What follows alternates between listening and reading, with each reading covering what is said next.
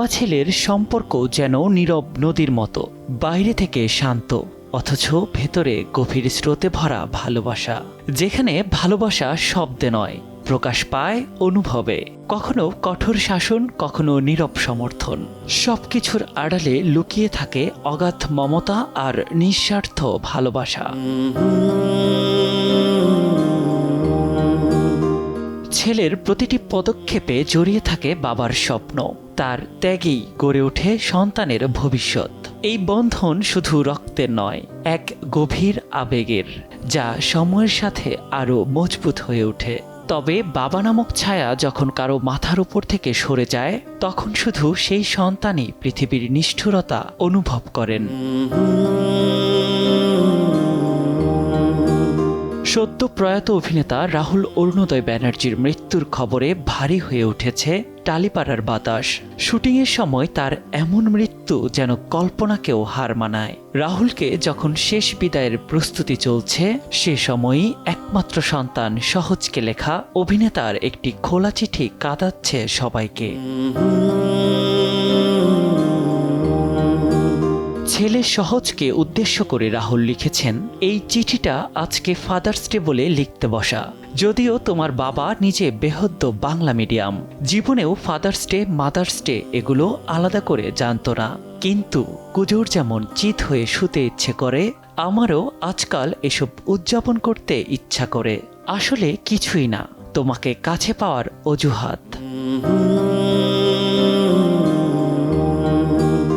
জানো সহজ, আমি আর তোমার মা তখন থেকে বন্ধু, যখন তোমার মায়ের বয়স 14 বছর আর আমার 21। সব ধারাবাহিকে আমরা ভাই বোন। যেহেতু ছোট, তাই আমাদের শট নেওয়া হতো সবার শেষে। আমরা দুজন সেটের কোনায় বসে আড্ডা মারতাম। তোমার মা ছিল বেহালার একজন অ্যাকাউন্ট শিক্ষকের মেয়ে, আর আমি খুব সাধারণ এক সরকারি চাকুরির ছেলে। আমরা দুজন ইন্ডাস্ট্রির কিছুই জানতাম না, শুধু জানতাম মন দিয়ে অভিনয়টুকু করতে। তোমাকে এই গল্প কেন বলছি জানো? যদি কখনো তুমি আমাদের ইন্ডাস্ট্রিতে কাজ করো, তাহলে তুমি জানবে তুমি প্রিভিলেজড।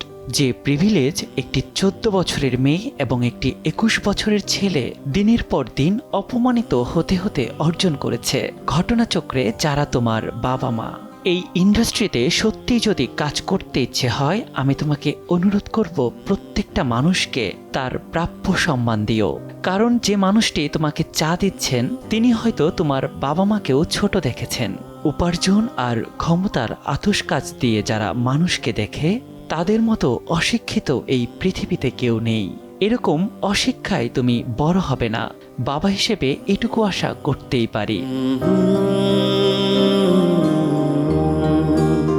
যেদিন আমরা প্রথম খবর পাই তুমি আমাদের জীবনে আসছো, আমরা আনন্দে পাগল হয়ে গিয়েছিলাম। তোমার মা গুচ্ছের সব অ্যাপ ডাউনলোড করে ফেললো, প্রতিদিন আমাকে আপডেট দিত।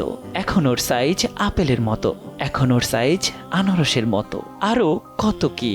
তারপর যখন তুমি হলে, তোমার মায়ের আরেকটা রূপ দেখলাম। তুমি জানো না হয়তো, তোমার মা তোমাকে কোনোদিনও বাজারে পাওয়া বেবি ফুড কিনে খাওয়াননি, সব নিজের হাতে রান্না করত। তোমার জন্য তোমার মায়ের অনেক সংগ্রাম, অনেক আত্মত্যাগ। তুমি কতটা মনে রাখবে তা তোমার সিদ্ধান্ত। গন্ডারের চামড়া ধার নিয়ে তবে সেলিব্রিটি হওয়া যায়, এ আমরা শিখে গেছি। শুধু তোমাকে বলছি, তোমার মায়ের লড়াইয়ের একটা আন্দাজ দেওয়ার জন্য। আমরা সন্তানেরা শুধু মায়ের বুকের ওমটুকু টের পাই, পিঠে কতগুলো ছুরি গাঁথা আছে দেখতে পায় না। মায়েরা তা সযত্নে লুকিয়ে রাখেন, তোমার মাও রেখেছে। কিন্তু আমি চাইবো তুমি সেই ক্ষতগুলোর যত্ন নিবে। মায়ের পিঠের ছুরিগুলো যদি সরাতে নাও পারো, তোমার একটু আদরই মায়ের জন্য যথেষ্ট হবে। এখন প্রশ্ন হচ্ছে, আমি কোন হরিদাস পাল যে তোমাকে এত জ্ঞান দিচ্ছে? আমি তোর বাপ, দুঃসম্পর্কেরই হই, বাপ তো বটে। সেই উপলক্ষে একটু জ্ঞান দেওয়ার অধিকার আছে। আমি তোমাকে আমার ভাগের সবকটা নদী, পাহাড়, জঙ্গল উত্তরাধিকার সূত্রে দিয়ে যাচ্ছি। বইমেলার ধুলো, কলেজ স্ট্রিটের ফুটপাতগুলোকেও পৈতৃক সম্পত্তি ভাবতে পারো। আর হ্যাঁ, তোমাকে দিয়ে দিলাম আমার একটা প্রচণ্ড অহংকারের জিনিস, আমার ভাষা বাংলা। আর শুধু সেই বাংলা ভাষা নয়, যেটা আমরা দক্ষিণ কলকাতায় বলি। বাংলা তার সমস্ত উপভাষা, ডায়ালেক্ট নিয়ে যে প্রবল ঐশ্বর্যের অধিকারী, সেই সব ঐশ্বর্য তোমাকে দিয়ে দিলাম, সবই দিয়ে দিলাম, যা আমার।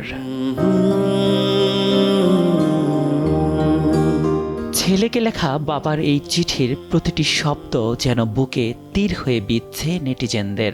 অনেকেই সামাজিক মাধ্যমে চিঠিটি শেয়ার করে লিখেছেন হৃদয়ে রক্তক্ষরণের গল্প। নিয়াজ শুভ, সময় সংবাদ।